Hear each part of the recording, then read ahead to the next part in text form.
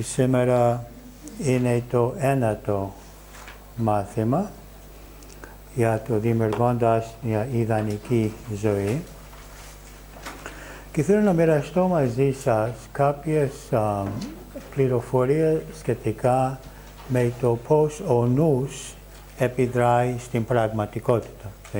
Ο νους επιδράει στην υλική μας υπόσταση, γιατί αυτό που μαθαίνουμε με το πέμπτο νόμο είναι να εισάγουμε την πρόθεσή μας μέσα σε αυτό το κενό, ώστε να επιδρούμε επάνω στην πραγματικότητα γύρω μας, ώστε να γίνει όπως την προτιμούμε. Εντάξει. Και έχουμε ήδη μιλήσει για τους 7 νόμους. Δεν έχουμε δουλέψει το 7ο νόμο, θα το δουλέψουμε την επόμενη φορά. Αλλά σήμερα θα συζητήσουμε κάποιες αλήθειες σε σχέση με την επίδραση του νου επάνω στο σώμα. Ξεκινάμε εδώ με αυτή την εικόνα, με αυτή την εικόνα από το έργο «Τι το μπλιπ ξέρουμε». Τι το μπλιπ ξέρουμε. Είναι έργο πάνω στην κβαντική θεωρία και πώς επιδράει στην πραγματικότητά μας. Όπου εδώ προσπαθεί με αυτές τις μπάλες του μπάσκετ να δείχνει ότι ένα φωτόνιο ή ένα ηλεκτρόνιο δεν είναι ένα αντικείμενο, δεν είναι ύλη, δεν είναι σωματίδιο μέχρι να υπάρχει παρατηρητής.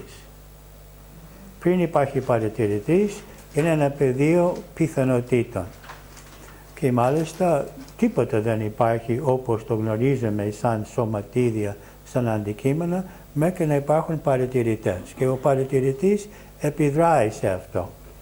Και βλέπουμε εδώ ότι όταν γυρίζει η κοπέλα, τότε όλα αυτές οι πιθανότητες συρρυκνώνονται σε μία πραγματικότητα, σε μία θέση. Ότι αυτή η μπάλα είναι σε μία θέση. Τώρα υπάρχουν 2 θεωρίες εδώ από τους επιστήμονες. Το ένα είναι ότι όλα αυτές τις άλλες πιθανότητες απλώς εξαφανίζονται. Είναι πιθανότητες, αλλά εξαφανίζονται. Η άλλη θεωρία είναι η θεωρία των πολλών κόσμων, ότι κάθε άλλη θέση εδώ που δεν πραγματοποιήθηκε σε αυτή την διάσταση, πραγματοποιείται σε ένα άλλο κόσμο. Είναι η θεωρία των πολλών κόσμων. Είναι επιστημονική θεωρία. Δεν είναι κάτι φλού. Και έτσι, εμείς με κάποιο τρόπο, όταν παρατηρούμε κάτι, και ιδιαίτερα, το δεν είναι φυσική αυτό που σας λέω τώρα, είναι η δική μου μετάφραση, η νοοτροπία μου θα επιδράσει επάνω σε αυτό το πεδίο πιθανότητων να πάρει μία θέση όμοια με αυτά που πιστεύω.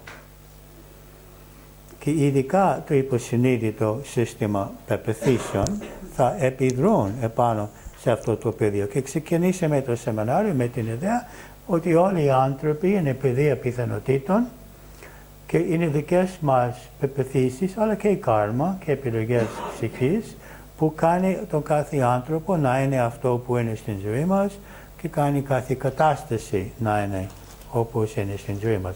Εδώ δείχνει το ίδιο πράγμα, ότι στην ουσία η πραγματικότητα είναι αυτό μέχρι δική μας μνήμη το κάνει να πάρει την μορφή που εμείς βλέπουμε εξωτερική, ότι υπάρχει άτομα και μόρια.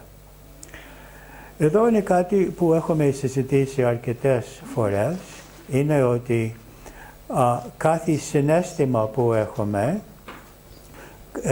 επιδράει πάνω στο υποθάλαμος και υπόφαση και το υποθάλαμος εκρίνει συγκεκριμένα πεπτίδια ή ορμόνες που όλα τα κύτταρα του σώματος έχουν υποδοχής που δέχονται αυτά τα κύτταρα. Τα πεπτίδια. Και αυτά τα κύτταρα μας εθίζονται σε αυτά τα πεπτίδια. Και είναι οι ίδιες υποδοχές που δέχονται την ηρωίνη, την καφαΐνη, την νικοτίνη και διάφορα φάρμακα και ουσίες. Τότε γινόμαστε εθισμένοι, αν θέλετε, χημικά προς συγκεκριμένες ουσίες που παράγονται από τα συναισθήματά μας. Αλλά θέλουμε σε κάποιο επίπεδο του αυτού μας να αναπαράγουμε συναισθήματα. Και αυτό είναι το λεγόμενο πονόσωμα. Okay? Το πονόσωμά μας θέλει να νιώθει την δόση του πόνου, του θυμού, της ενοχής, του φόβου, του άγχους, της αδικίας. Είναι πολύ γλυκό συναίσθημα η αδικία.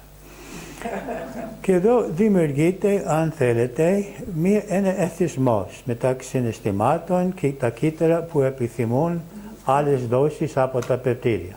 Εντάξει. Και παράγω τα συναισθήματα, τα κύτταρα εθίζονται περισσότερο, αναζητούν περισσότερα πεπτήρια, αναζητώ περισσότερο συναίσθημα και γίνομαι εγκλωβισμένος σε καταστάσεις που επερλαμβάνονται, όπου νιώθω ξανά και ξανά τα ίδια συναισθήματα που πιθανόν ένιωσα αρχικά στα παιδικά μου χρόνια.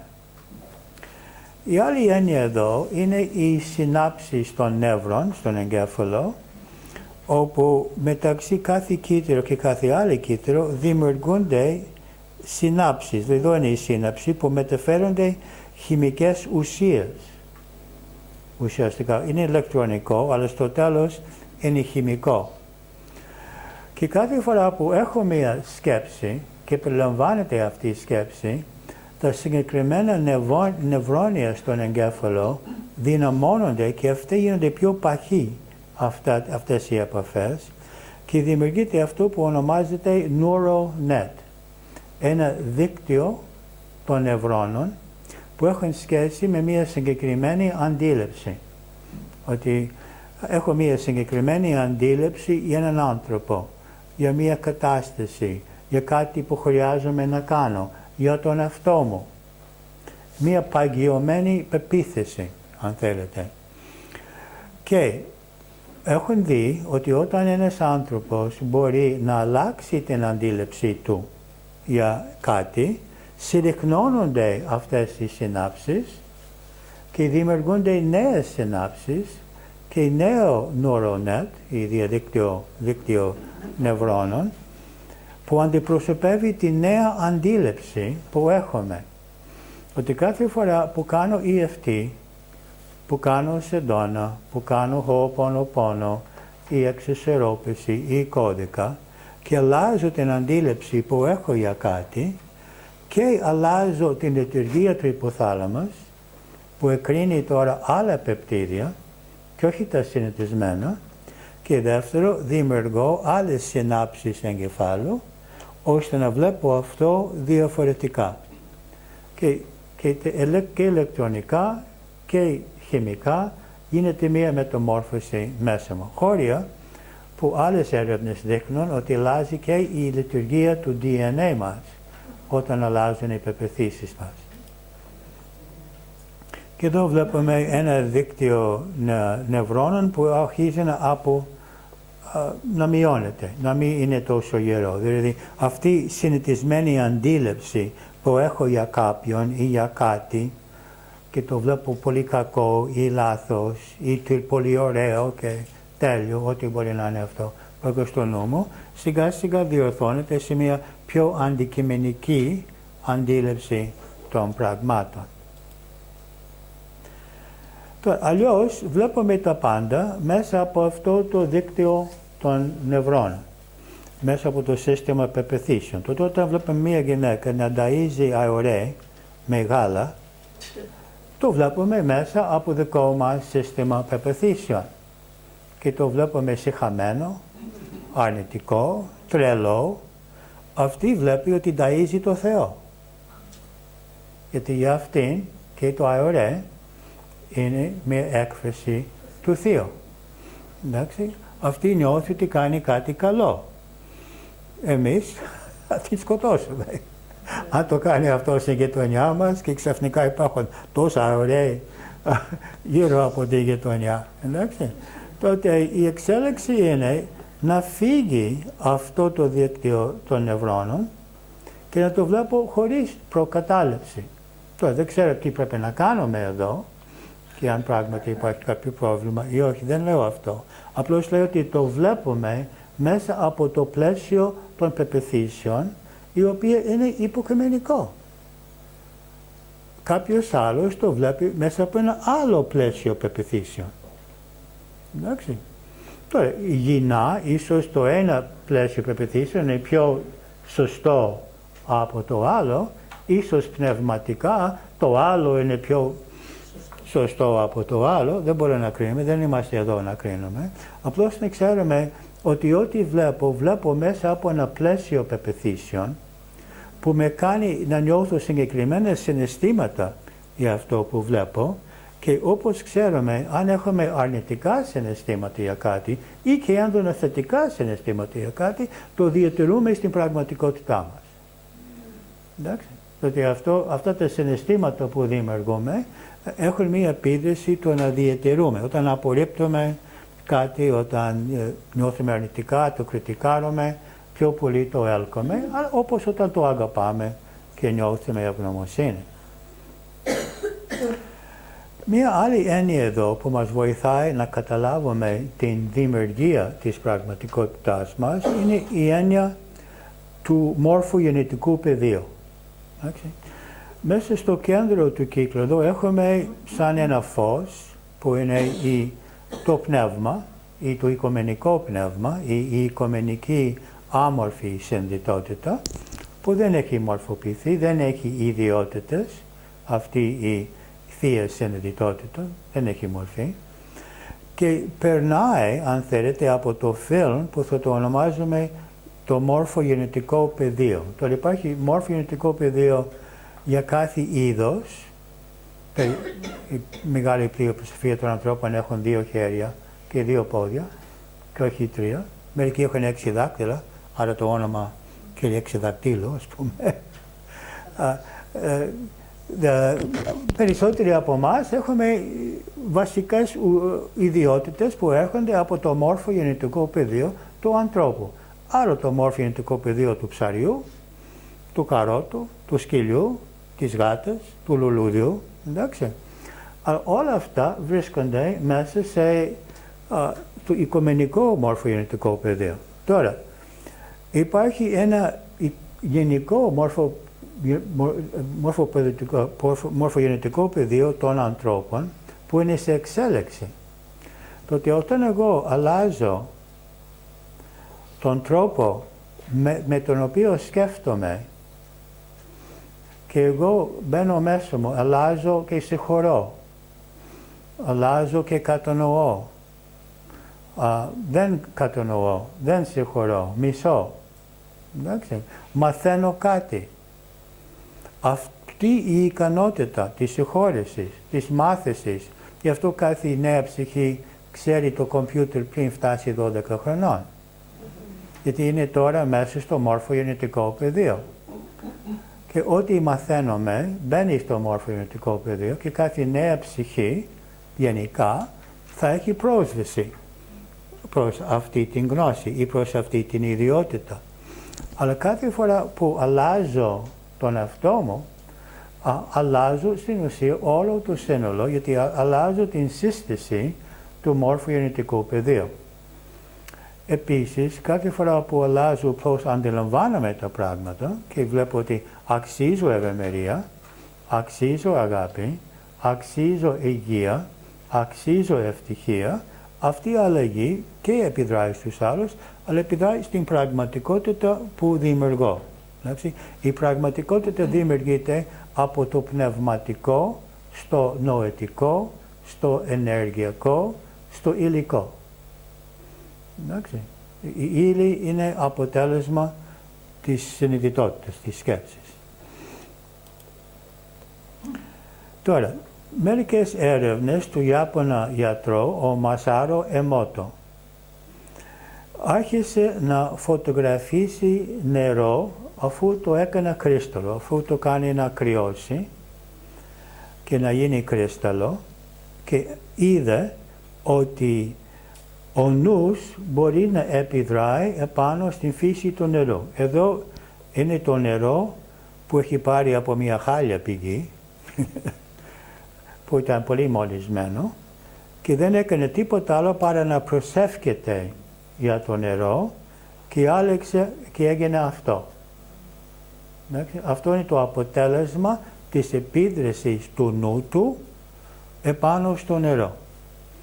Και όπως είδατε στο έργο αυτό τι το ξέρουμε, αφού είμαστε 80% νερό, τι επίδραση θα έχουν τα συναισθήματά μας, οι σκέψεις μας, επάνω στο νερό, στο σώμα μας και άρα στα κύτταρά μας. Και πόσο εύκολο είναι να δημιουργήσουμε ψυχοσωματικά προβλήματα και πόσο εύκολο να θεραπεύσουμε ψυχοσωματικά προβλήματα. Μόνο με την αλλαγή του τρόπου που σκεφτόμαστε. Τότε έκανε μία προσευχή για το νερό και βλέπουμε μία χειροπιαστή μεταμόρφωση της ύλης και το μόνο πράγμα που επέδειξε εδώ είναι ο ανθρώπινος νους. Δεν υπάρχει άλλος παράγοντας. Ο παράγοντας που δημιουργεί την αλλαγή του νερού είναι ο ανθρώπινος νους. Σε αυτό το σεμινάριο μαθαίνουμε με το νου μας να επιδρούμε στα αποτελέσματα που έχουμε στην ζωή μας. Που σημαίνει η υγεία μας, η ευημερία μας, οι σχέσεις μας. Και με μια διαφορετική σκέψη μπορεί να έχουμε μια τέτοια επίδραση επάνω στην ύλη.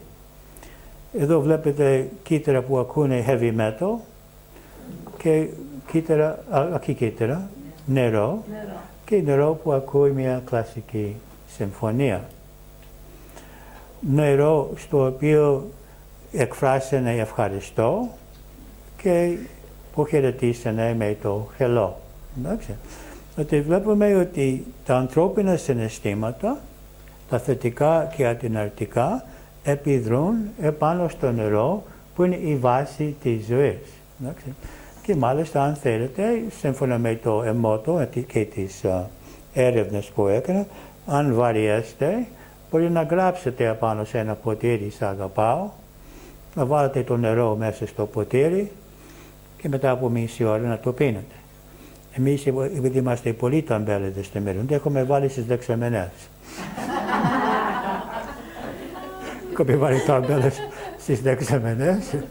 Υγεία, ευτυχία, σε αγαπάω, αγάπη, για να μπορούμε να λύσουμε το πρόβλημα οριστικά. Μόνο δεν έχει βοηθήσει τα θερμοσύφωνα. Έχουν πολλά άλατα. Αλλά δοκιμάστε να ευλογήσετε το νερό σας, να ευλογήσετε το φαγητό σας. Έχει μεγάλη επίδραση. Βλέπουμε επιστημονικά ότι έχει μεγάλη επίδραση. Μία άλλη έρευνα από γιατρός, ο Larry Darcy ήταν ο διευθυντής ιατρικής, δεν ξέρω ακριβώς ποιο κλάδος, στο University of Texas στην Αμερική, στην πολιτεία του Texas, και έκανε έρευνες επάνω σε κύτταρα και ήταν καρκινικά κύτταρα. Και τα έβαλε σε αυτά τα test tubes, δεν ξέρω πώς το λέτε στα ελληνικά. Δοκιμαστική test tube, δοκιμαστική σωλήνα. Και έβαλε κύτταρα μέσα και έβαλε μετά δηλητήριο μέσα. Και προσευχήθηκε για το ένα δοκιμαστικό σωληνάριο, σωλήνα, και δεν προσευχήθηκε για το άλλο.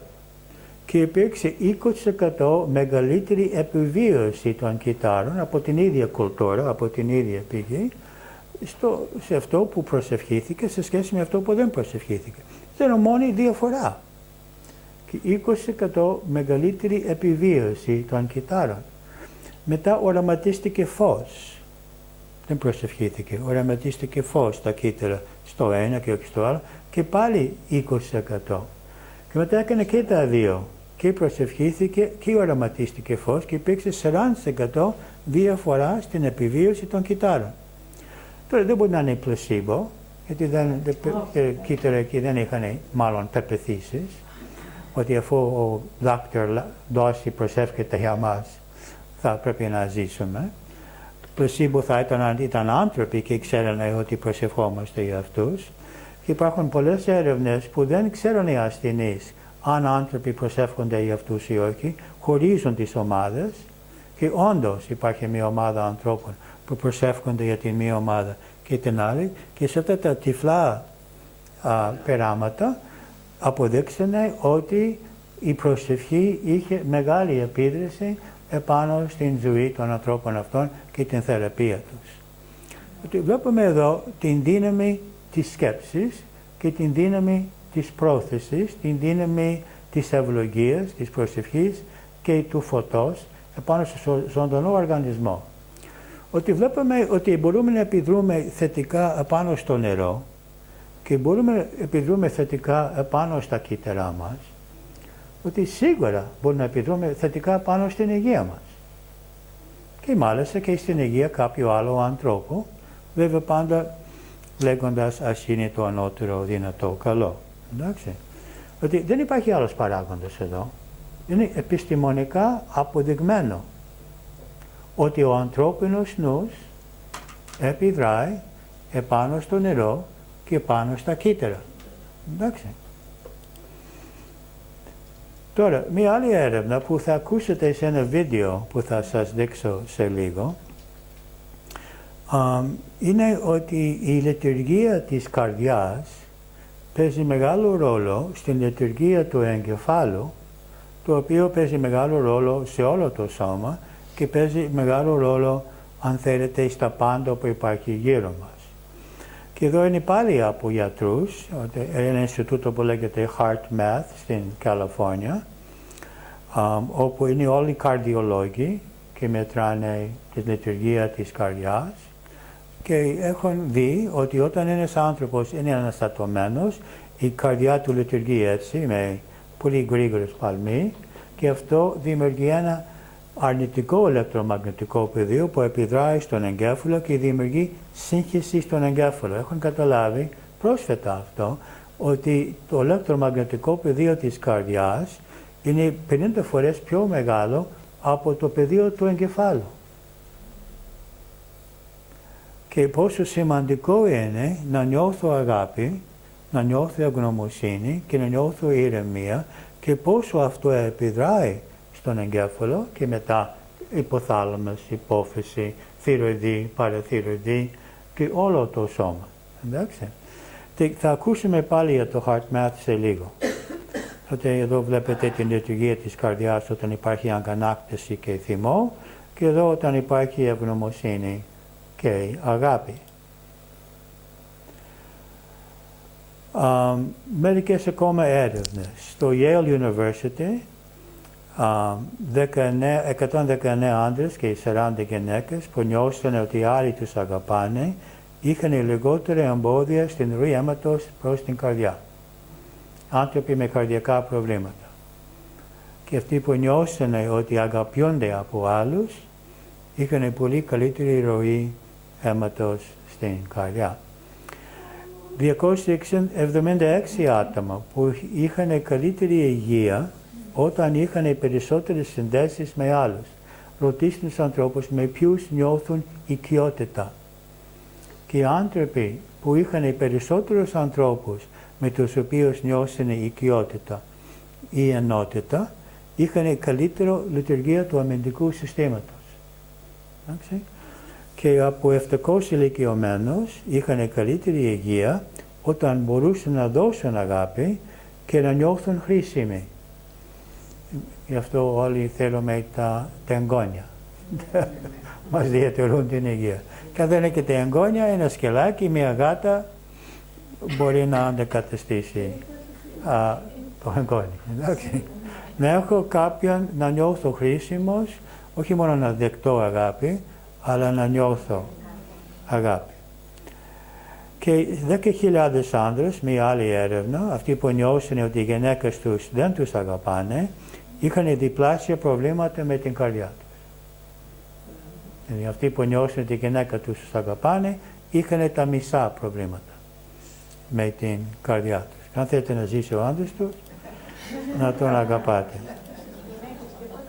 Δεν ήταν οι άντρες η έρευνα. Τώρα, θα δούμε τώρα ένα βίντεο που μερικοί από σας έχετε δει, η επιστήμη της προσευχής από τον Greg Braden, είναι πολύ σημαντικό έρευνα που έχει κάνει Και θα καταλάβουμε εδώ ακριβώς την μέθοδο που έχουμε μάθει, από πού έρχεται και πώς λειτουργεί, του οραματισμού, ότι ήδη έχει γίνει αυτό που θέλουμε με ευγνωμοσύνη και θετικά συναισθήματα. Γιατί θα βάλω αυτό. Ο Χρήστο κάνει τα 2 φορές.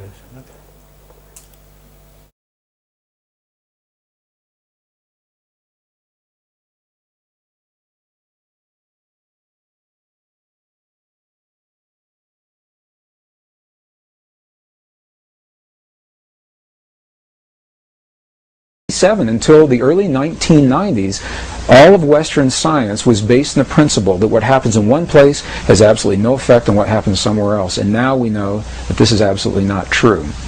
So I'd like to share with you 3 experiments that are absolutely shaking the foundation of Western physics. The first was conducted by a Russian physicist, Vladimir Poponin, in the early 1990s. He came to the United States to finish this series of experiments.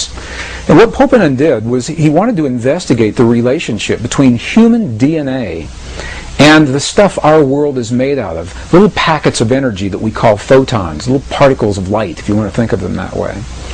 So the experiment consisted of taking a tube, a glass tube, drawing all the air out of this tube, creating what today we call a vacuum, implying that there's nothing left in this tube.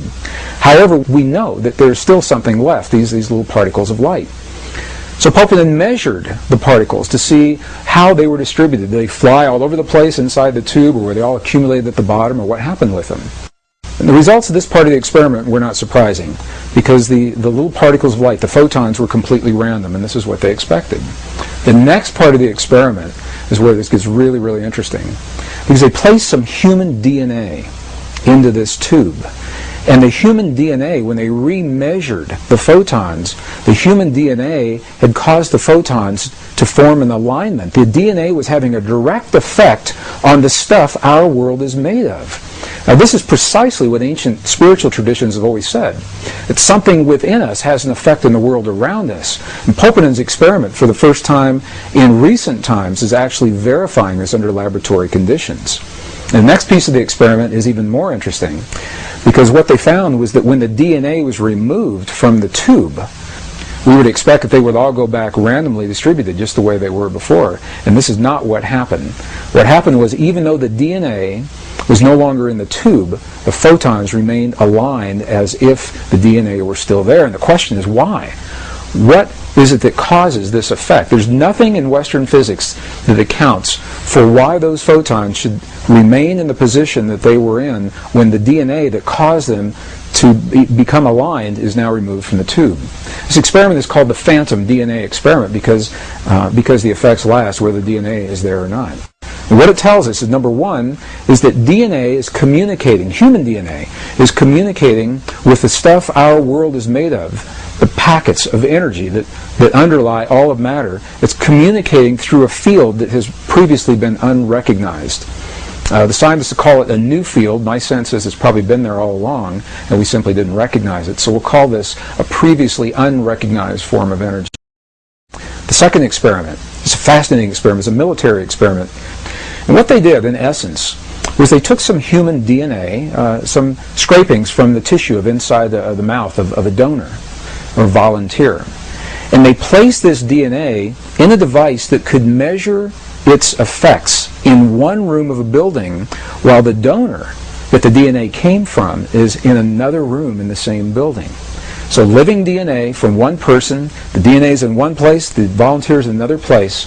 And what they did was they subjected the volunteer to what they called emotional stimulation that would elicit genuine responses of emotion, of joy or sadness or fear or anger or rage in one part of the building, and they were measuring the DNA to see if the DNA would affect to the donor's emotions. Now, why would it? In Western physics today, there's absolutely nothing that suggests that that DNA is still linked to the donor on the one hand. And on the other hand, as they conducted these experiments, what they found was just the opposite. What they found was that when the donor was having his emotional peaks and valleys in one room, the DNA was having its emotional peaks and valleys in another room at exactly the same time. And when we hear about experiments like this, we think of an energy that's being transmitted from point A to point B. And if the energy comes from one place and has to get somewhere else, you would expect that there would be a lag time, a little bit of time between when the emotion is created and when the DNA is responding. That's not what happened. What happened in these experiments, and this is very, very key to where we're going as we begin talking about the power of prayer. What happened in these experiments is that the effects were simultaneous. They were instantaneous. The instant that the donor was having his emotion, the DNA was already affected as if there were no transition time between the two.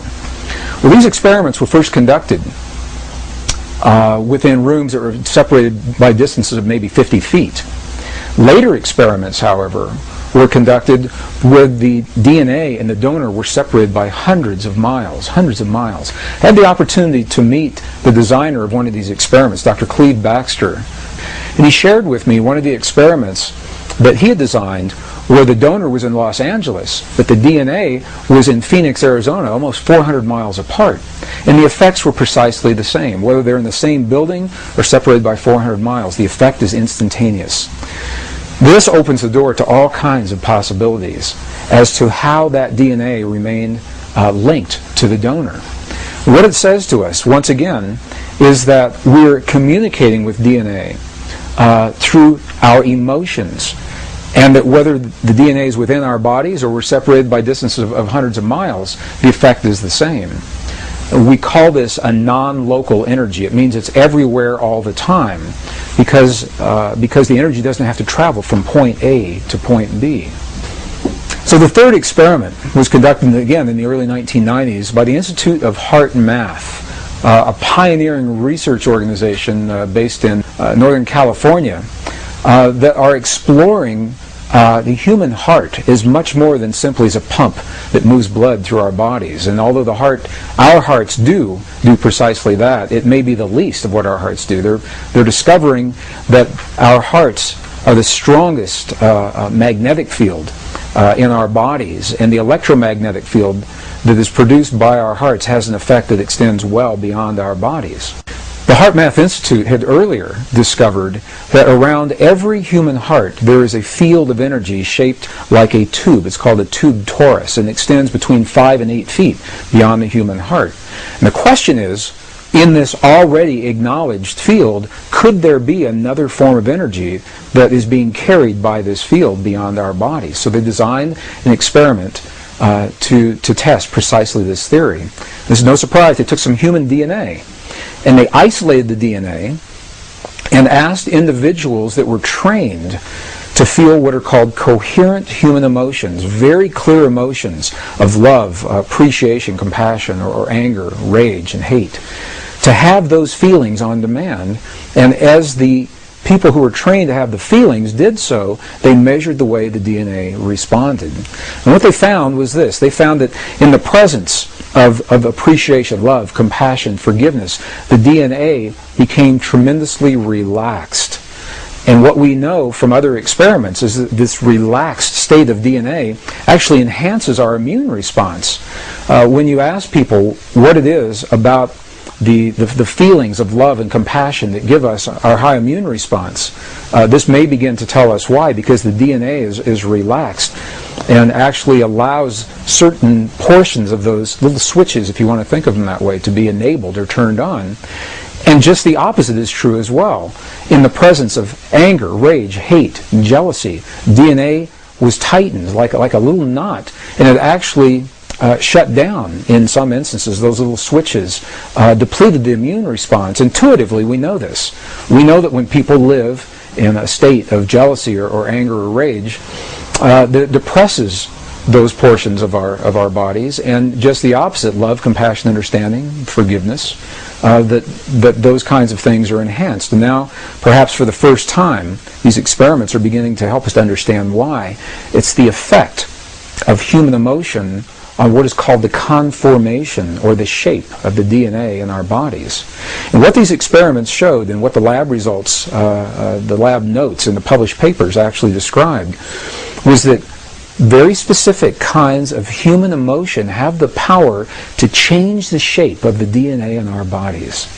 And this is an amazing thing to say, because what it says is that on demand, when we choose to elicit very specific kinds of feelings and emotions inside of our bodies, we actually have the power to change the way the DNA functions in our bodies. This is the beginning of an internal technology, perhaps a very ancient technology that was described in languages of our past that we're only beginning to understand. Well, each of these three experiments was interesting unto itself.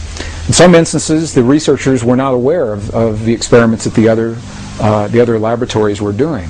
And these experiments are only representative. Other experiments have been conducted along the same lines, giving the same kinds of results. When you put them all together, however, rather than being interesting, isolated experiments, they begin to tell a story. And the story looks something like this. The first experiment, Vladimir Poponin's experiment, said that the DNA in our bodies has a direct effect on our world, on the physical stuff our world is made of on the energetic level. The last experiment shows that human emotion has the ability to change the DNA that's having an effect on the world around us. And the middle experiment, the one that was conducted by the United States Army, shows that whether we're in the same building or 400 miles apart, the effect is the same. We're not bound by space and time. And as a matter of fact, the results of the experiments are saying precisely this, that you and I have a power within our bodies that is not bound by the laws of physics the way we understand them today. That something within us linked directly to the emotion of our bodies, thoughts, feelings, our prayers, our beliefs, transcends the limits of time and space the way we begin to understand them today.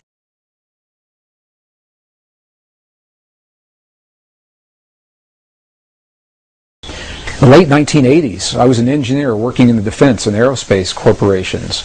I began exploring these concepts as an engineer, looking in the world around me to understand the history of those who have come before us. And it is that thinking that led me into the journeys of some of the most amazing places in the world, from the temples in Egypt, the Andes Mountains in Bolivia and Peru, into India and Nepal, the highlands of central China and Tibet, all through the American desert Southwest, searching for information and clues that would help us to understand how we relate to the world and how we can use this power of feeling, this power that speaks the language, the world around us. So as an engineer, when I began studying the principles of those who have come before us, the information that they left so that we could understand our relationship to the world around us and this ancient technology that today we call prayer, my thinking was that this kind of information would be best preserved in places that have been least disturbed by Western civilization. And this thinking led me into a journey, first time in 1998, into the highlands of central China, into Tibet, where we had the opportunity to explore 12 monasteries and 2 nunneries, speaking through the translators to those who actually live these principles in their lives. And this is the value of going to a place like Tibet, a living culture. We can go into temples in Egypt or temples, the Mayan temples in the Yucatan, and as fascinating as they are and as much information as they hold, the cultures that left that kind of information no longer exist. So at very best, we are speculating in terms of what they're saying to us. When we go into a monastery in Tibet, we can actually speak with the people who are there. We can ask them, when we see your prayers on the outside, what are you doing on the inside? What happens? What happens to your body? What are you thinking? What are you feeling? What are you emoting? Well, it was in Tibet where I had the opportunity to meet with an abbot of one of the monasteries, and I asked him through the translator. Same thing we'd ask all of the monks and all of the nuns, and it was his answer that was so clear to me. And I asked him, when we see your prayers for 12 and 14 and 16 hours a day, when we see the mudras and the mantras and the bells and the bowls and the gongs and the chimes and the chants that you're doing in your prayers for so long on the outside, I said, what are you doing on the inside? What happens on the inside? And the abbot looked at me, and I like to think he was laughing with me. He may have been laughing at me, because he said through the translator again, he said, you've never seen our prayers, because a prayer cannot be seen. He said, what you have seen are the things that we do to create the feeling in our bodies. And the feeling is the prayer. Then Then he turned the question on me, and he said, how do you do it in your culture? How do you do this in your culture? And I began to think about the way we think about prayer in our culture today. When we lost the texts that describe how the power of emotion and feeling are actually the language that connect us with the universe and the creation around us, we began to believe that words are simply the prayers. That if we say the right words, the right number of times, the right day of the year, the right time of day, that we've said the prayer. And as well-intentioned as those prayers may be, what we know is that there's a modality of prayer that carries us far beyond where simply offering the words will carry us.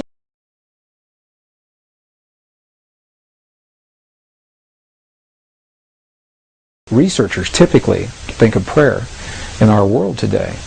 And as good as those modes are, and as well as they describe the way we pray, there's always been another mode, a fifth mode, that is not described in these modalities. And this is precisely what the abbot in Tibet was describing to us. He was describing a mode of prayer that's based in feeling. And he said, we must feel the feeling as if the prayer has already been answered. And in that feeling, we are speaking to the forces of creation, allowing the world to respond to us, allowing this field, the quantum hologram, the mind of God, to respond to us with what it is that we are feeling within our hearts. So, rather than praying and feeling powerless in a given situation, dear God, please let there be peace in the world, this mode of prayer invites us to feel as if we are participating in that peace, just as John Wheeler suggested, that we are part of all that we see. And as we feel the peace in our world or the healing in the bodies of our loved ones, we're actually empowering the field to mirror that back to us in a way that will bring those changes about in our lives and in our world. Well, this is precisely what the abbot was saying to us in the monastery in Tibet. In the early 1990s, I had the opportunity to see this mode of prayer, this feeling-based prayer, enacted in a real-time situation. And I'd like to share the story because it perhaps best describes what otherwise is a nebulous concept regarding precisely how feeling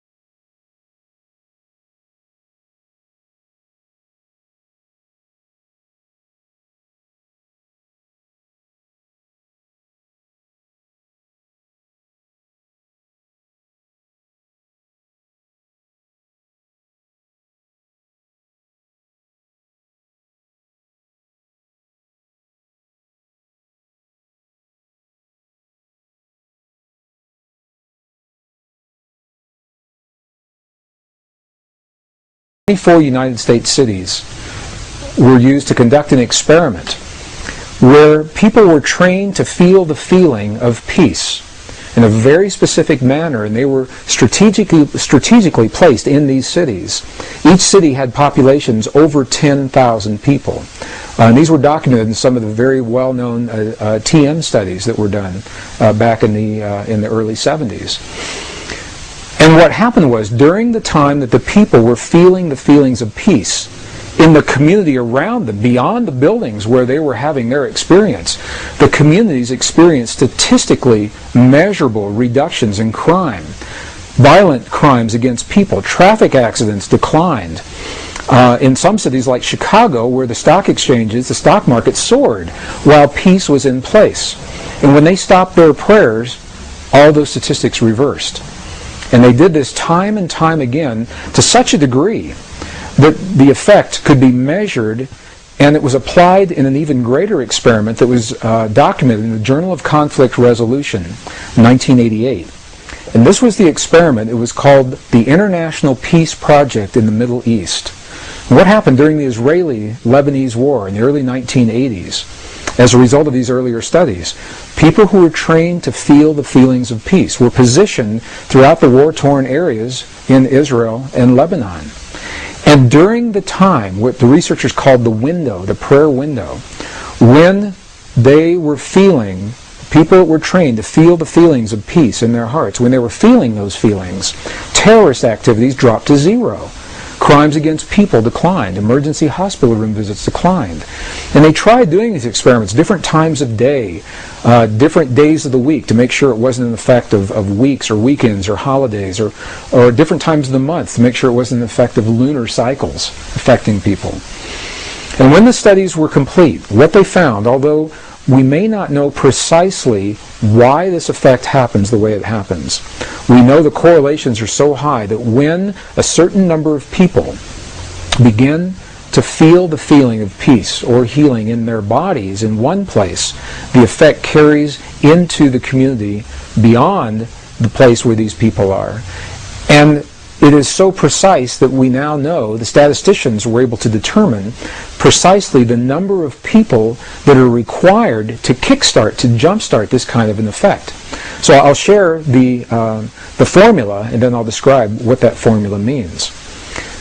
The effect is first noticed when a certain number of people are participating. And that number, the minimum number, is the square root of 1% of a given population. So what does that mean? If you have a city of 1 million people, for example, you take 1% of 1 million on your little calculator, and then you take the square root of whatever that 1% was, and that number tells you how many people are necessary, the threshold number, to begin the effect. Obviously, the more people that participate, the greater the effect. For a city of 1 million people, that number is only about 100. In a world of 6 billion people, the square root of 1% of the given population is only about 8,000 people. 8,000 people, according to these studies, are the number of people, that's all that's required, to feel the feelings of peace in their hearts in a given moment in time, simultaneously, to kickstart, to jumpstart that consciousness linked through the field, as we know the field exists today, before that peace is felt in the world around us.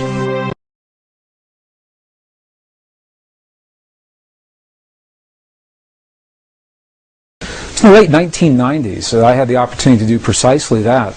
When I saw the footage documenting the healing of a life-threatening condition within the body of a living woman using precisely the kinds of techniques that we're speaking about right now. And for me, it was this kind of information that took this lost modality of prayer out of the realm of academics and into something that's very real that we can apply in our lives. I had the opportunity during that time to see some video footage of the healing of a 3-inch diameter bladder cancer inside the body of a woman who, by Western medical standards, had been diagnosed inoperable. She had gone, as a last resort, to a medicineless hospital in Beijing, China. It was in this medicineless hospital where they began simply by addressing the life-affirming ways that she could change how she was living her life. They taught her life-affirming ways to breathe and life-affirming ways to nourish her body, gentle movements to stimulate the energy centers in her body. And as she was doing these and strengthening her body, at one point it made sense to undergo a process. Now I'd like to share this. I'd like to describe it to you as a very potent example of how the feeling world inside of our bodies has a direct effect, in this case a very graphic effect, on the world beyond our bodies. So in the video documentation, the film shows a woman lying on in a hospital room. She's fully awake, she's fully conscious, she believes in the process that's about to happen. Before her, there is an ultrasound technician who is running an ultrasound wand over her lower abdomen that we can see on a split-screen television. And on the left-hand side of the screen, they do a snapshot, a freeze frame of an instant in time for reference, so we can see what her condition looked like in that instant in time. On the right-hand side of the screen, we are able to watch real time as 3 practitioners stand behind her, working with the energy in her body and with the feelings in their bodies. And what they do is they began to chant a word that to them they've agreed upon, that reinforces the feeling within them that she's already healed. The chant essentially says already healed, already done. And as they begin to have this feeling and to say these words among themselves, on the computer screen, on the television screen, we can watch in real time this cancerous tumor as it disappears in less than 3 minutes real time. It's not like time-lapse on a documentary where you see a rose unfold in 30 seconds in something that normally takes days. This literally happens in less than 3 minutes. Her body responded to the feelings of the practitioners who were trained to have the kinds of feelings that they were having. And all they were feeling was the feeling of what it feels like to be in the presence of a woman who is already healed, fully enabled, fully capacitated. They were not seeing her as a woman who was sick, and they weren't saying, bad cancer, you've got to go away. It's a very, very different way of thinking about things, and it's a very graphic example of precisely how this principle works. I had the opportunity to speak to the gentleman, Luke Chin, that actually created this film. And I asked him a question. I said, what if those 3 practitioners weren't there? I said, could this woman have done this? Could any of us do this on our own? And he smiled at me when I asked him the question. He said, Greg, in all probability, she probably could have done it alone. However, there's something about us humans in that we seem to feel more empowered and stronger when we're supported by others in the things that we believe in and in the things that we choose to accomplish. So while she probably could have had this feeling and done it herself, having these 3 practitioners work with her was the threshold that it took for her body to respond. All they were doing was having the feeling as if she were already healed, and in less than 3 minutes her body responded. Well, Western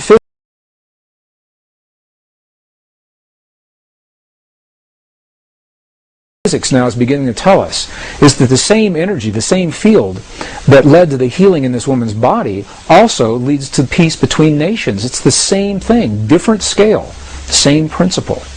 And I've been involved in experiments where hundreds of thousands of people joined together through the World Wide Web. We were coordinated on the internet at a given hour of time, a window of time, when we were trained to feel the feelings of peace in our bodies during that time. And when we did that, statistically, what happened in events around the world, there were wartime events. There were bombings, aerial bombings in Iraq that were scheduled, that were reversed during the window of time when this prayer was happening. Crimes against people declined. Emergency hospital room visits declined. There was a computer research project at Princeton University that was able to document the field of consciousness on a global level while these prayers were going on, and they saw a little glitch, a glyph on the screen indicating that consciousness was responding to hundreds of thousands of people feeling the feeling of peace in the moment that it was occurring. And what this tells us is that the field we're working with is a measurable field. You can pick it up with equipment. It can be measured on the computer screen. This was part of the research project at Princeton University that was called the Global Consciousness Project. So the field is real, it's out there, and it responds to us in ways now that we're only beginning to understand. Even more recently, the research has been done by the scientist Masaru Emoto regarding the relationship between human emotion, human feeling, and water drops is showing this relationship even more poignantly. What has happened is that these scientists, this particular research project, has discovered that droplets of water that make up over 70% of our world anyway and 70% of our bodies, that these droplets of water respond to human emotion, whether it is felt in the body or as it is actually written on labels that are placed onto vials of water, and the emotion of the researcher as the labels are being written and placed onto those vials. The vials are then frozen for a specific period of time, removed from the freezing process, and as they begin to thaw, they crystallize.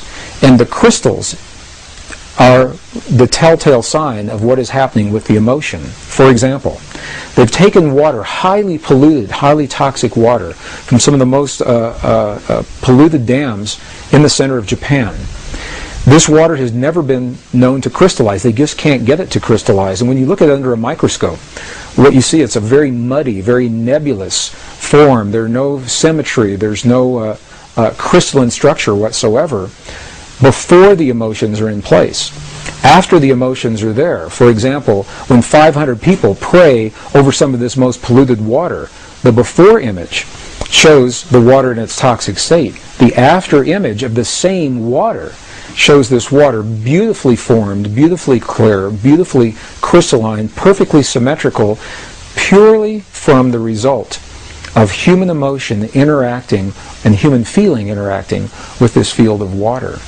Some of the other research has shown families where children and their parents have encircled a vial of water in a room that has never been found to crystallize. Again, some of the very highly polluted and toxic water. And what they do, they make a game out of it. The children, they send love to the water. They say, "We love you, water. We appreciate you, water. Thank you, water, for what you bring to our world and our lives." And in that innocence, they are eliciting these genuine states of emotion. And as the research continues, it is precisely these vials of water that have received this kind of energy from the children and their families, feelings that the ancients called prayer, that the water begins to crystallize into beautiful, symmetrical, very clear forms, showing once again that there's a direct effect between what we feel in our bodies and what's happening in the world beyond our bodies. And it's a beautiful, beautiful, very poignant example of how each of us has an opportunity to participate, not to control and manipulate, but rather participate in the events of our world, the events of our lives, our families, our communities, and our bodies through the field that links all in creation.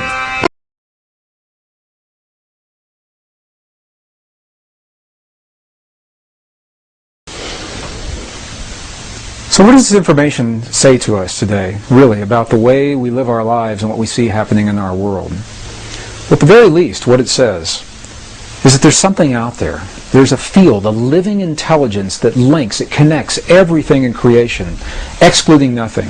Whatever we see happening in our world, whatever we have happening in our bodies, we know by virtue of this principle that it's part of everything else. We know that we are linked to the field through what we call thought, feeling, and emotion. And specifically, the feelings in our hearts are the language that speak to the field. It's the language that the field recognizes. The field may not recognize the mental processes of language when we say, "Dear God, please let there be peace in our world." However, the field definitely recognizes the language of the feeling when we feel the feeling in our hearts as if that peace is already there. These are the principles, some of the most subtle and the most empowering principles that were left to us by the ancients in the language of their time. Today, 400 years after the birth of Western science, we're only now beginning to understand precisely the same principles. So while we may not fully understand everything there is to know about this field, where it comes from, or why it's there, we do know enough to apply in our lives the principles that we've seen work under laboratory conditions that the ancients left for us as well. From my perspective, this is a very empowering body of information, because it takes the idea of prayer beyond any religious or spiritual tradition and makes it an inner technology that's open to everyone, regardless of our beliefs or our lifestyles or our bloodlines or our heritage or how or where we choose to live our lives. What it says to us in every moment of life, we're having a feeling. And by virtue of that feeling, we're communicating to the world around us. So rather than seeing a prayer as something that we do every once in a while, when we'd like to change our world, and then we stop the prayer and get up and walk away, perhaps we can redefine prayer as the way that we feel in our lives, and because we're always feeling in every moment in life, life becomes the prayer. Life becomes the living prayer. We can always have the feelings of peace in our hearts, whether we're driving down the freeway or studying in our classroom or going to the mall or the airport. To some degree, we can feel that feeling of peace. Life becomes the prayer. And as we look at the world around us and we see a world that so many people is changing so very, very fast, some people feel the world is absolutely out of control, feel powerless to do anything about it. These subtle principles remind us that we're part of all that we see, that the world around us is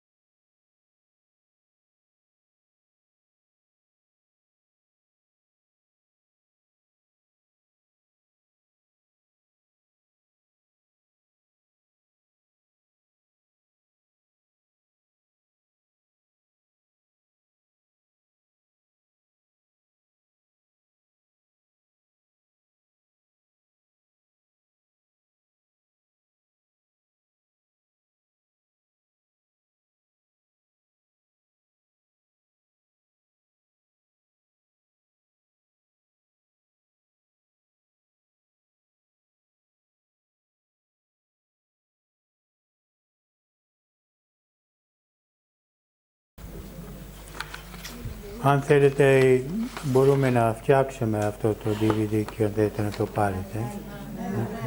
Θα είναι μαζί με τη θεωρία του μαθήματος αυτού. Όχι, θα είναι ξεχωριστό. Υπάρχει στο ίντερνετ. Υπάρχει στο ίντερνετ, ναι. Αλλά φτιάξτε το. Οκ, τώρα, τι, να κλείσω.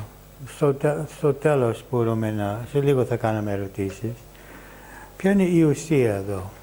Η ουσία είναι ότι τα συναισθήματά μας παίζουν ένα τεράστιο ρόλο στο τι δημιουργούμε στην ζωή μας. Τα συναισθήματά μας και τα δυσάρεστα και τα ευχάριστα. Τα συναισθήματά μας επιδρούν στο DNA μας, το βλέπουμε αυτό ξεκάθαρα, και αυτό επιδράει στο περιβάλλον μας. Είδατε ότι το DNA επιδράει πάνω στα φωτόνια, τα αναγκάζει να πάρει μια συγκεκριμένη μορφή, και ότι η νέα προσευχή είναι το συναίσθημα ότι έχει ήδη γίνει αυτό που θέλω, και την ευγνωμοσύνη την ευχαρίστηση, την ομορφιά που έχει γίνει ήδη αυτό που θέλω. Και αυτό το μάθαμε στο πρώτο μάθημα.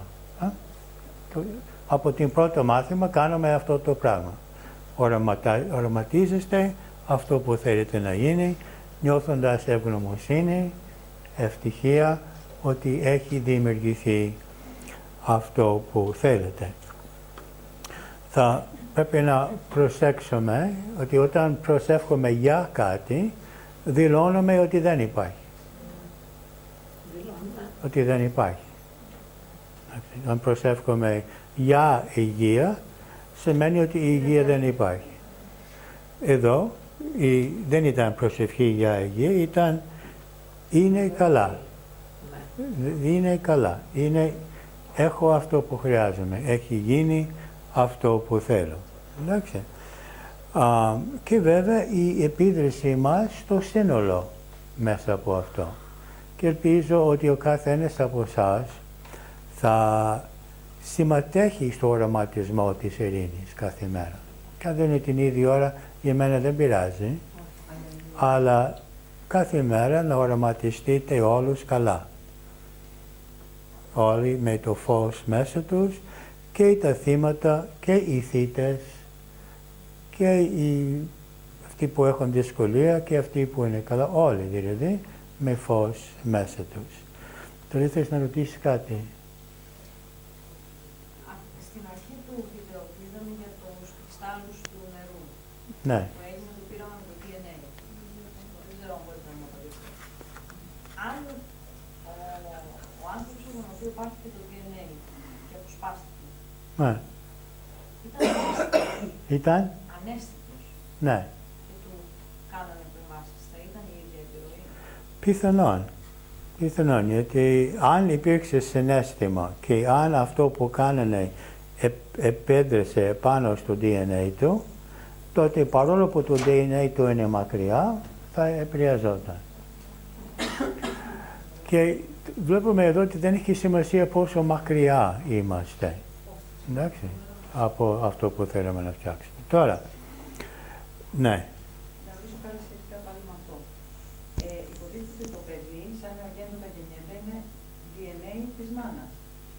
Έχει δηλαδή... Έχει από τα DNA της μάνας, ναι. Έχει ένα μέρος του DNA της μάνας. Μεγαλώνοντας υποτίθεται ότι αυτό λόγω του πολλαπλασιασμού των κυτάρων λιγοστεύει.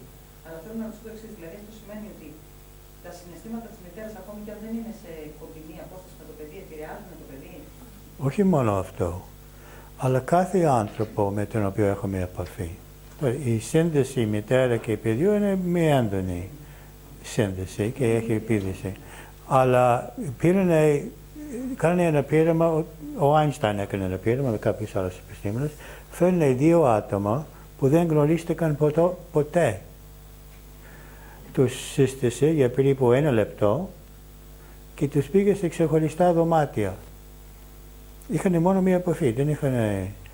Και το βάλανε και σε ένα Faraday cage. Ένα Faraday cage είναι ένα μεταλλικό πράγμα που δεν επιτρέπει καμία μορφή ενέργειας που γνωρίζουμε ή πληροφοριών που γνωρίζουμε να περάσει.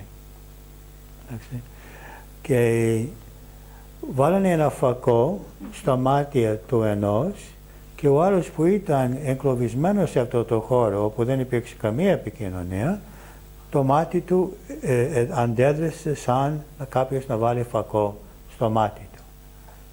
Το τι λέμε για μητέρα και παιδί. Μετά το πήγανε 50 χιλιόμετρα από εκεί τον άνθρωπο και κάνανε το ίδιο. Με μία χειρογραψία, με μία σύσταση.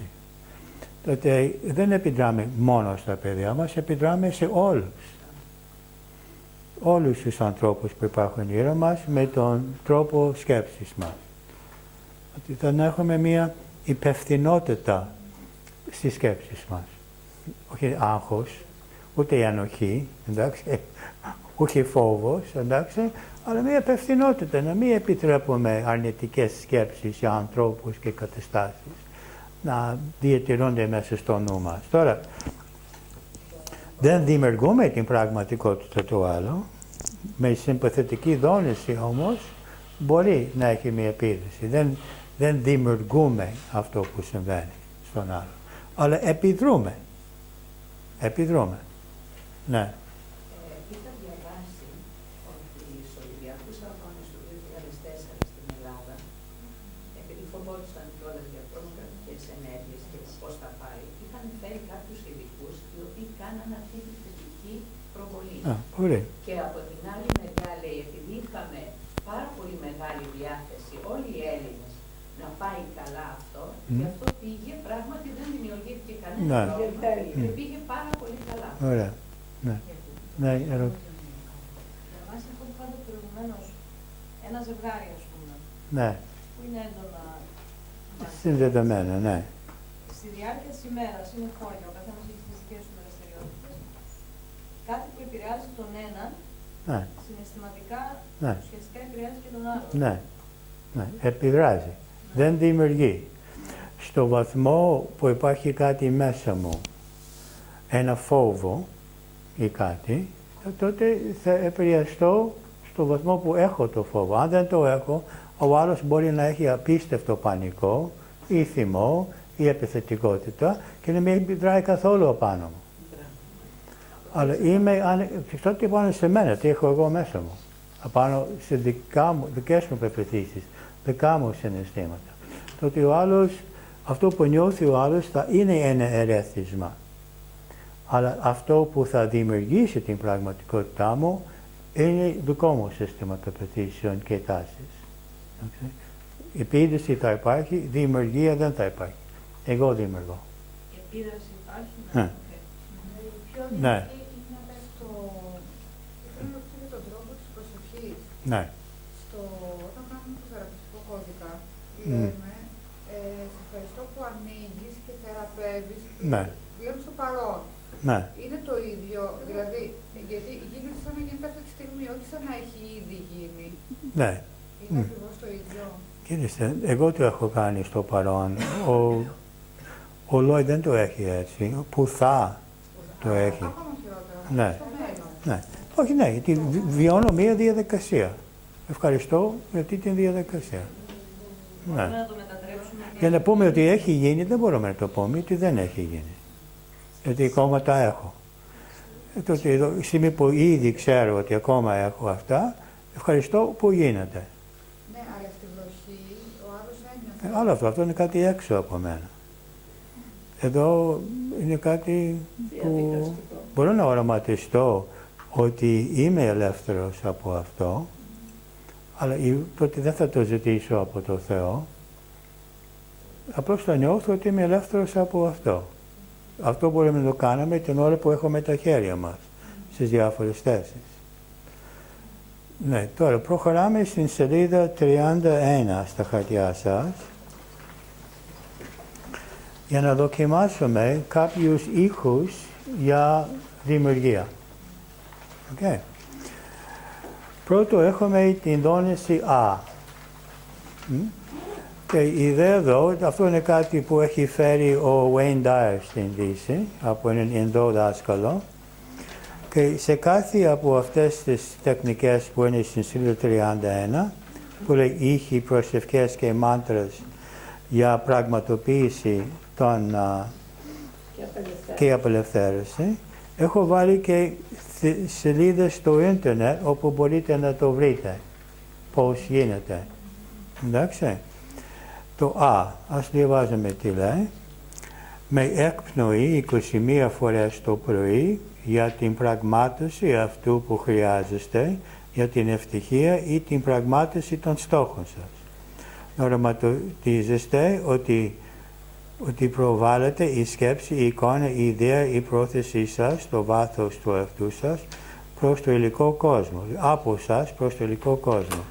Να διευκρινίσετε ότι θέλετε να γίνουν όλα αυτά που οραματίζεστε στο βαθμό που υπηρετούν το ανώτερο δυνατό καλό για όλους. Η ενέργεια ανεβαίνει από κάτω τσάκρες στο τρίτο μάτι. Αυτό είναι μια διδασκαλία από τον Σίβα Μπάμπα εδώ που βλέπετε μέσα από το Wayne. Εγώ το απλοποιώ. Απλώς κάνουμε την δόνηση Α και οραματιζόμαστε ότι έχει γίνει αυτό που θέλουμε. Ότι δίνουμε ενίσχυση. σε αυτό το οραματισμό. Μέχρι τώρα το οραματιζόμαστε έτσι, ότι έχει γίνει και νιώθουμε ευγνωμοσύνη. Σήμερα θα δοκιμάσουμε να το κάνουμε με την δόνηση και την ώρα που κάνουμε όλοι μαζί τον ήχο Α, θα οραματιζόμαστε αυτό, ότι έχει γίνει αυτό που θέλουμε. Δηλαδή θα ενισχύσει, αν θέλετε, την συγκέντρωσή μας. Το δεύτερο μάντρα είναι ένα μάντρα δημιουργίας. Ναμ Ιοχο Ρέγγε Κιο. Ναμ σημαίνει ο χαιρετισμός σεβασμού, σε αυτή την περίπτωση προς την δύναμη που κάνει το άμορφο να μορφοποιηθεί. Μιόχο, αυτό που είναι αρχικά λανθάνον, το έμφυτο και το ανέκφραστο γίνεται πραγματικότητα. Μιό είναι το ανεκδήλωτο που γίνεται χω που είναι το εκδηλωμένο. Ρέγγε, ολωτός που είναι το σύμβολο της τέλειας ομορφιάς στο φυσικό κόσμο και ιδιαίτερα επειδή οι ρίζες του προβάλλονται από την λάσπη και το βρώμο και νερό και από την βρώμα δημιουργείται κάτι πολύ όμορφο και η δύναμη του λόγου που επιδράει στο περιβάλλον. Έχω συναντήσει ομάδες που κάνουν αυτό για ώρες, να μειώχω ρέγγε και το μόνο είναι ότι αυτοί το κάνουν για σπίτια και αυτοκίνητα και εμείς θα το κάνουμε, ελπίζω, τώρα είστε ελεύθεροι να κάνετε τι θέλετε, για άλλα πράγματα. Και μετά συζητάνε πόσα αυτοκίνητα δημιουργήσανε και τέτοια. Το επόμενο, το Gayatri μάντρα, είναι βασικά μία προσευχή για φώτιση. Δεν ζητάει κάτι υλικό, ζητάει μόνο την φώτιση. Om Bhur Bhuva Swaha, χαίρει δημιουργία του υλικού, νοητικού και πνευματικού κόσμου. Tat Savitur Varenyam, το πνευματικό φως πίσω από τον ήλιο, δηλαδή η αιτία της ζωής. Bhargo Devasya Dhimahi, φώτισε την ανώτερη διάνοιά μου. Τιό Ιωνά Προτσοδայάτ, ώστε να φτάσω να ευθυγραμμιστώ μαζί σου. Είναι μια προσευχή για φώτιση και ευθυγράμμιση με το Θείο και αυτό μπορούμε να έχουμε στο νου μας.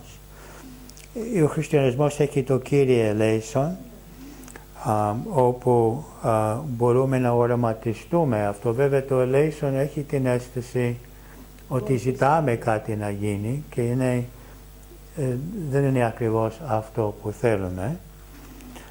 Όμως αν οραματίζεστε ότι έχει γίνει θα μπορούσατε να το αξιοποιήσετε.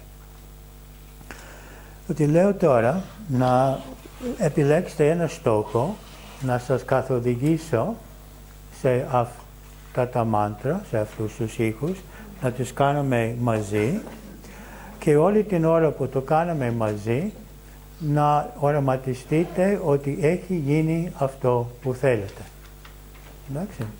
Στο τέλος θα κάνουμε την άσκηση εξισορρόπησης, όπου πάλι με τα χέρια σε αυτή την θέση και τα πόδια, άσκηση εξισορρόπησης, θα οραματιστούμε ξανά και θα βιώσουμε ότι έχει γίνει αυτό που θέλω.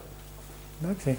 Η άσκηση εξισορρόπησης για εσάς που δεν το ξέρετε από πριν, είναι στην επόμενη σελίδα, 32, όπου βλέπετε αυτή την στάση με τα πόδια και τα χέρια κάπως ενωμένα και σταυρωμένα.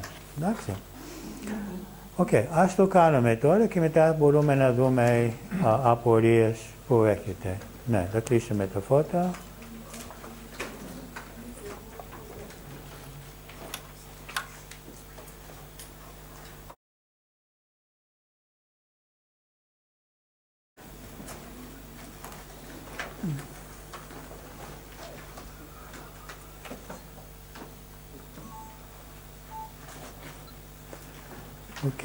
Ας φέρετε στο νου σας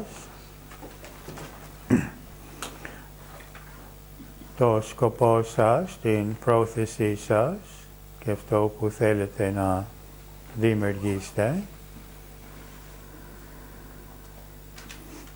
και πάρτε μερικές βαθιές αναπνοές.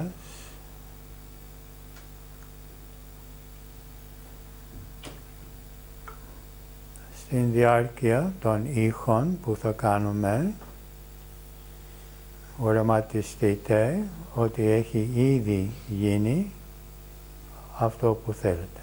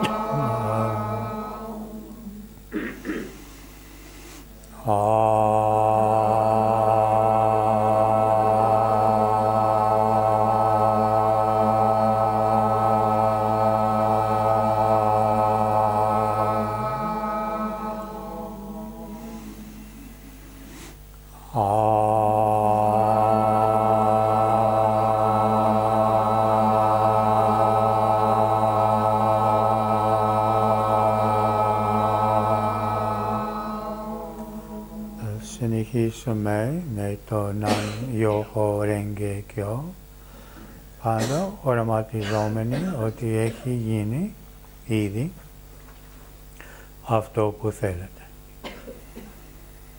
Nam Yoho Renge Kyo, Nam Yoho Renge Kyo, Nam Yoho Renge Kyo, Nam Yoho Renge Kyo, Nam Yoho Renge Kyo, Nam Yoho Renge Kyo, Nam Yoho Renge Kyo, Nam Yoho Renge Kyo, Nam Yoho Renge Kyo,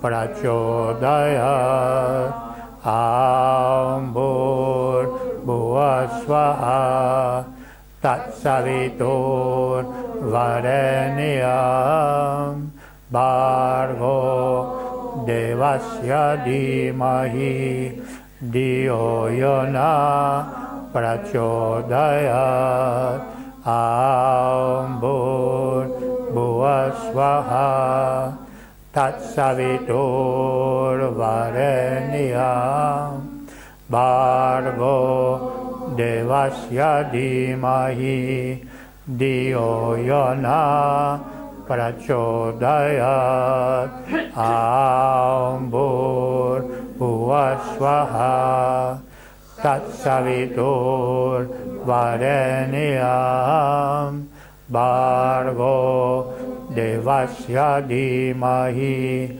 dhiyo yona prachodayat ambur bhuasvaha tatsavitur vareniyam bhargo devasya dhimahi dhiyo yona prachodayat.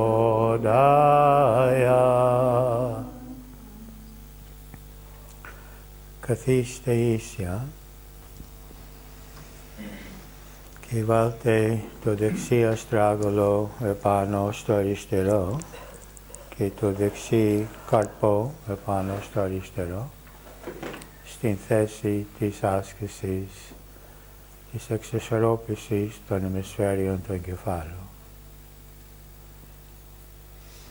Και σε αυτή την θέση οραματιστείτε και νιώστε ότι έχει γίνει αυτό που θέλετε.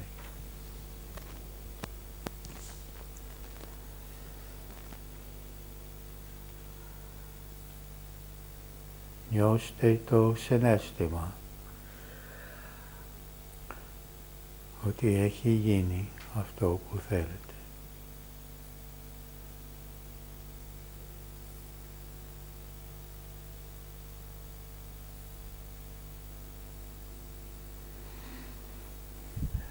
Νιώστε την ευχαρίστηση και την ευγνωμοσύνη ότι έχει γίνει αυτό που θέλετε.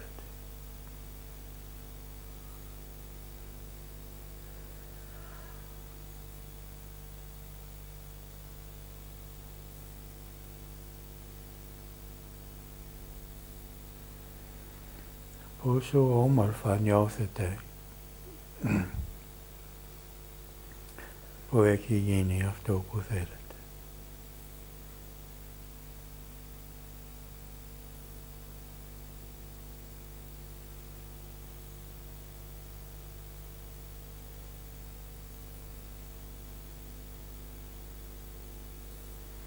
Πόση ευγνωμοσύνη.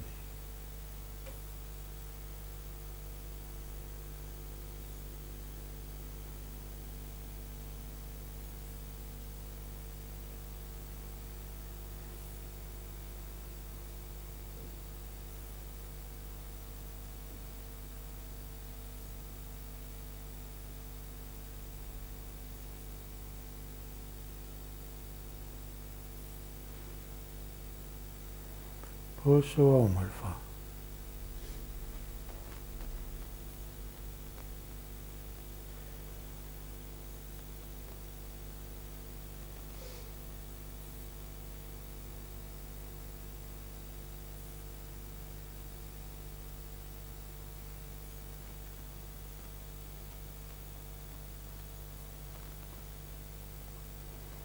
Και νιώστε ότι έχει γίνει εδώ και πολύ καιρό. Και το έχετε συνηθίσει κιόλα. Έχει γίνει εδώ και πολύ καιρό αυτό που θέλετε.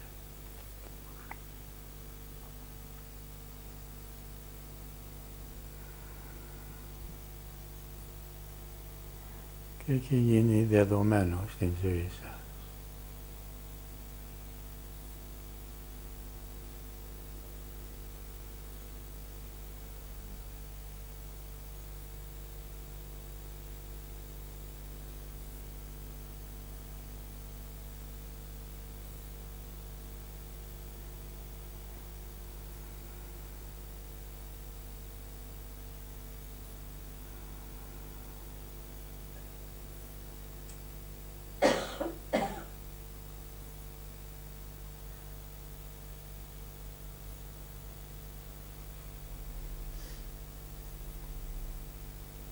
έχει γίνει η πραγματικότητά σας.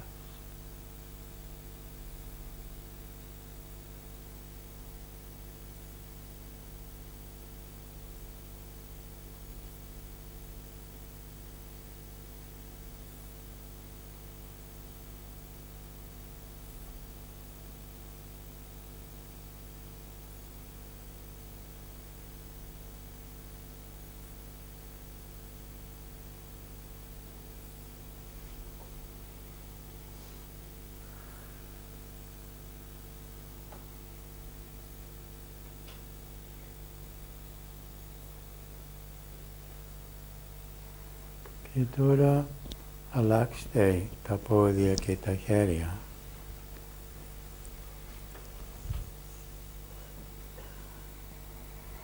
Και συνεχίστε να βιώσετε την ομορφιά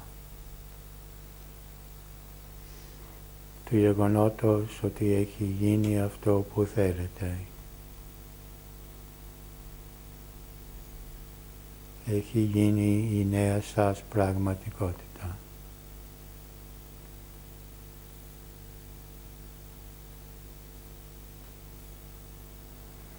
Και την χαίρεστε, την απολαμβάνετε.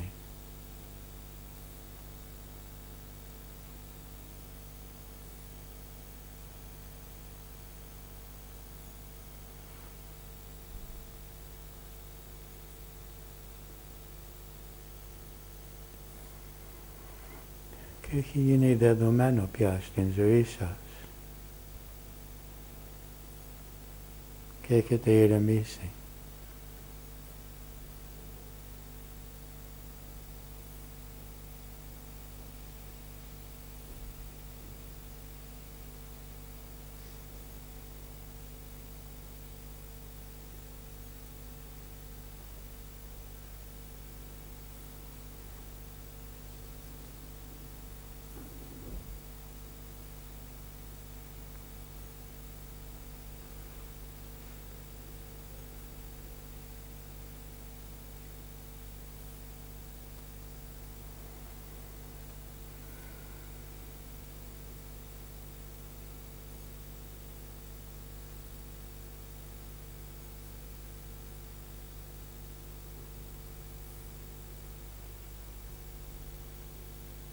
Το βλέπετε πια φυσικό.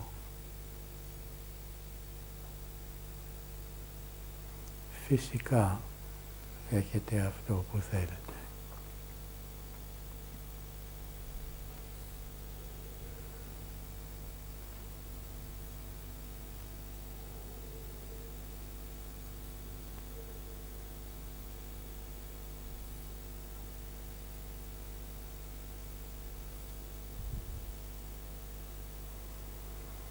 Και τώρα φέρτε τις παλάμες στο στήθος.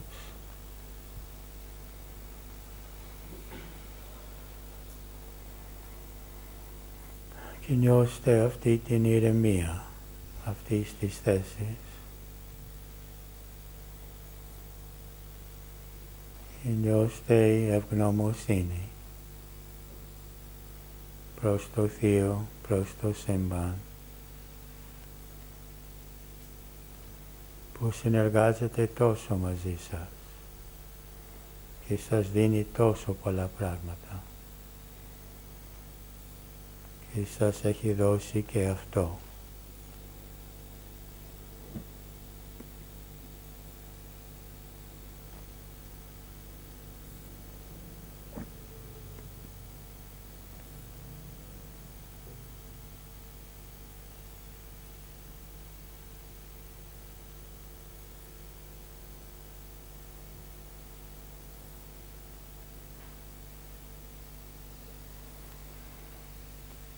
Θα μετρήσω από 1 ως 5 για να γυρίσουμε στην εγρήγορση. 1, 2, 3, 4 και 5. Μπορείτε να συνέρχεστε.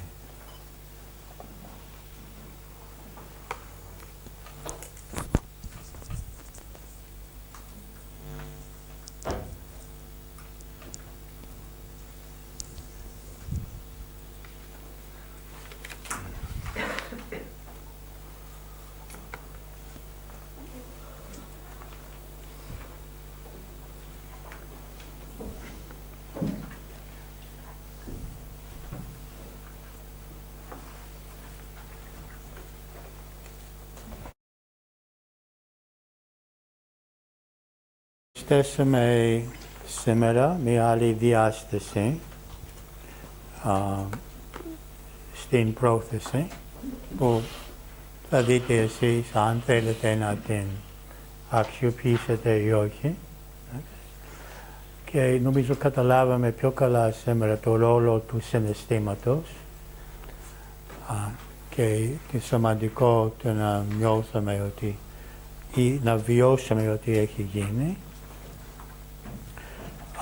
Αλλά και αν θέλετε μπορείτε να δοκιμάσετε από αυτούς τους ειδικούς ήχους για την δημιουργία.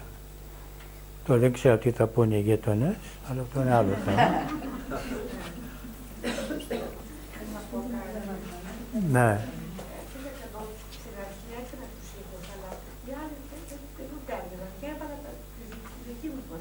Ωραία. Αυτό σας λέω, δεν σας έδειξα αυτό, θα κάνετε ό,τι νομίζετε. Αυτό το θεωρείται και σαν morning Η δόνηση της δημιουργίας. morning ή και το βράδυ μπορούμε να το κάνουμε. Εγώ προτείνω το πρωί να κάνετε αυτό και το OM να κάνετε το βράδυ, αλλά το δικό σας θέμα αυτό. Υπάρχει το γένετο γέγονε, το ελληνικό, που είναι σαν μία δήλωση, ότι δίνω την εντολή να γίνει και έχει γίνει, εντάξει, εσείς το ξέρετε καλύτερα από μένα, που μία εποχή χρησιμοποιήσαμε και αυτό, και όλα αυτοί οι ψαλμοί μαζί με το γένετο γέγονε, τα έχω βάλει στην ιστοσελίδα μας για να τα ακούσετε όπως το κάναμε στη Μερενόντα παλιά, και βρίσκονται στην ιστοσελίδα για την ειρήνη. Γιατί προτείναμε να τα αξιοποιήσετε για την ειρήνη. Εκεί θα βρείτε και το Α, και το Νάμιο Χορέγγε και το Γκάιατρι Μάντρα και το γένετο γέγονε και ακόμα το Κυριολέζο νομίζω. Θα βρείτε όλα αυτά σε αυτή την ιστοσελίδα σαν MP3 αρχεία που μπορείτε να καταβάσετε και να ακούσετε. Καμία ερώτηση? Τι ώρα έχει πάει? Ναι. Αυτά τα πράγματα που έχουν κάνει πειράματα και ξέρουμε πόση δύναμη έχουμε τελικά μέσα μας όλοι. Τι να μας λένε να κάνουμε αυτές τις ομάδες συντονισμένα, ραντεβού, 5 η ώρα την τάδε μέρα. Το λέμε και γίνονται κατά καιρούς και η παγκόσμια και η πανελλήνια και στην Αθήνα. Αυτά γίνονται μέσα από το ίντερνετ συνήθως. Παίζει ρόλο να είμαστε ενωμένοι. Δεν είμαι τόσο πεπισμένος ότι πρέπει να γίνει η ίδια ώρα. Τη στιγμή που η διάσταση που επιδρούμε με κάποιο τρόπο είναι πέρα από χώρο και χρόνο. Όμως υπάρχουν πολλοί άνθρωποι που πιστεύουν ότι πρέπει να γίνει η ίδια ώρα. Η αλήθεια είναι ότι εμείς έχουμε κάνει, όσοι έχετε κάνει αυτογνωσία, σας προτείνουμε να συμμετέχετε στα τρίγωνα. Μερικοί από εσάς δημιουργήσετε τρίγωνα για προσευχής, αλλά η εμπειρία μου είναι ότι ατονούν αυτά, οι άνθρωποι δεν τα διατηρούν. Και εγώ σας προτείνω κάθε μέρα δώστε 10 λεπτά να προσεύχεστε για τον κόσμο. Μαζί με την οικογένεια σας, βάλτε και τους πολιτικούς, βάλτε τους πρόσφυγες, βάλτε όλους μέσα εκεί, κάντε το, δεν χρειάζεται να σας καλούμε. Κάντε το κάθε μέρα αυτό το πράγμα. Μόνο ως προς τη μέθοδο αυτή. Μέχρι τώρα λέγαμε πια σε παρακαλώ. Τώρα δεν λέμε σε παρακαλώ πια. Δεν με ευχαριστώ. Ευχαριστώ για αυτό το πράγμα. Ναι. Και μπορεί ο φως να το βλέπουμε. Ίσως πούμε ο άντρας που εκεί λέει ευχαριστώ γυναίκα μου που θα μου φέρει στο νερό.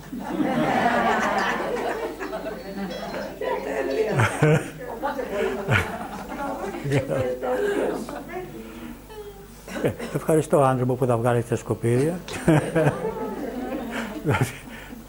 Όταν λέμε ευχαριστώ, με κάποιο τρόπο δεσμεύομαι τον άλλον.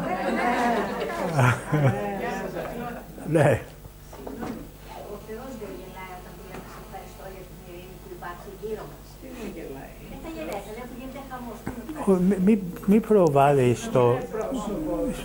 Μη προβάλλεις το Θεό ανθρώπινα συναισθήματα.